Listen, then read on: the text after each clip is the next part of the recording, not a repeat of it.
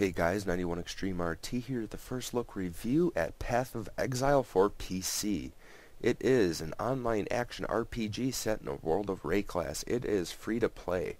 So pretty much how they make their money is microtransactions. So if you want some cool stuff for your character, besides gear or whatever, it's more or less novelty stuff. You can buy it, or you can buy like extra stash spots, etc., etc. But you cannot buy attribute points, skill points, anything that will make your character better, so you don't have an advantage over someone else. Now, players can pick from 6 playable character classes, which each focus on their either 1 or 2 core attributes: strength, dex, or intelligence. Just like in most fantasy games, attributes are indicated by color, like gems in the Diablo series. So for the classes, strength being red, is the Marauder, which is like a barbarian type class. Dexterity is green, like the Ranger, and intelligence is blue for the witch, or sorcerer. There's 3 playable hybrid classes in Path of Exile: the Duelist, Templar, and Shadow. The Duelist uses strength and dex. The Templar uses strength and intelligence, and the Shadow uses dex and intelligence. Now, action RPGs have always been about 2 things: devastating skills and valuable items. In Path of Exile, gems grant abilities when socketed into equipment. A wide range of support gems allow the behavior of skills to be modified.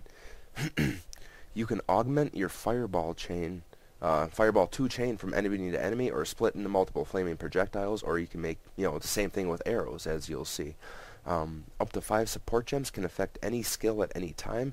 Because gems level up independently and some are hard to find, they can be very valuable in trade. And unlike Diablo 2 and Diablo 3 and games like that, you can actually pull your gems out of their sockets. And how you level them up is by killing stuff. So the more stuff you kill with the gem in, the more you level it up and the better it gets. Now, in all of Path of Exile's character classes, they share a very, very big skill tree. So starting at one of 6 distinct locations within the tree, which is dictated by the character class, players can focus on the core specialties of their class, or travel across the tree to build complex combination of skills in various disciplines.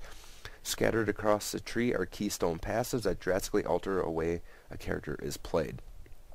If you've played Final Fantasy X on PS2, this passive skill tree will look very familiar to you. Now for the graphics. The art style for Path of Exile is dark, gritty, and realistic. It's not cartoony like a lot of games these days. Graphics technology is improving and games are getting more cartoony. It makes no sense at all. So if you like in-depth graphics like Skyrim, Battlefield, and Rift, then you will like this game also. In Path of Exile, replayability is key. Like, if you beat the game once and there's nothing left to do after that, then there's nothing left to do, then it's a pretty useless game. So all the world areas, including outdoor ones, are instants for your party and randomly generated, right down to the magic properties of the monsters that dwell within them and the treasure they guard. So it's randomized maps. Path of Exile is completely designed around items. Any game system that can be itemized with random properties, they have been. So their flasks are persistent items that have mods, which means that your health flasks and mana flasks will replenish themselves, and just higher level ones have more stuff that they can do. Their end game areas can be found as map items that have mods that alter their challenges and rewards.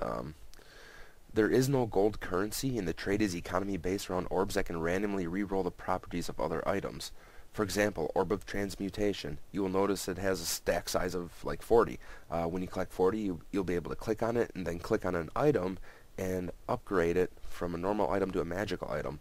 There are a lot of different orbs that do different things along those lines, and even re-rolling the item entirely.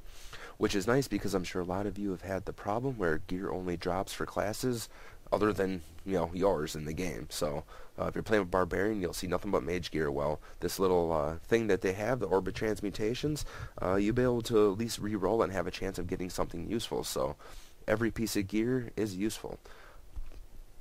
So one of the things that's most fun about playing a competitive game is level racing.